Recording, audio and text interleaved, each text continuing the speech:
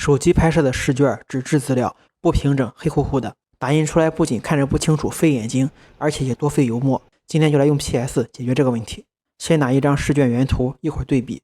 用 PS 打开要修改的图片，为了方便对比，我们先 Ctrl+J 复制出一层。如果图片拍摄的不正，歪歪斜斜的，要先摆正。按键盘上的 C 键，右键选择透视裁剪工具，顶部的宽度设置210毫米，高设置297毫米，就是 A4 尺寸，分辨率设置300。很多人都说宽高的地方不能输入 大家只要按 Ctrl+R 调出标尺，鼠标放到标尺上，点右键选择毫米就可以了。对内容4个角依次点击，然后点击回车，图片就浮正了。再点击图像调整色阶或快捷键 Ctrl+L， 把右边的滑块向左拉，直到看不见褶皱，底色变白。其实这一步操作就有效果了，但是文字的清晰度受损了。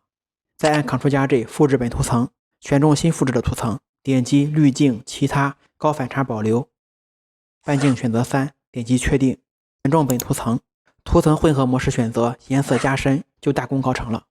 我们把修改的2个图层合并，然后隐藏、放大，跟原图对比一下，纸平了也白了，字也很清晰。点击文件存储为，保存类型选择 JPG， 品质选择12，最佳，再打印，或者直接在 PS 中点击文件打印。需要注意的是，位置和大小这边一定要选择缩放以适合介质，要不打印不完整。最后跟原图打印的对比一下，是不是效果好多了？大家有什么想学的 PS 使用技巧，都可以在评论区给我留言，有时间我一定会出视频教程。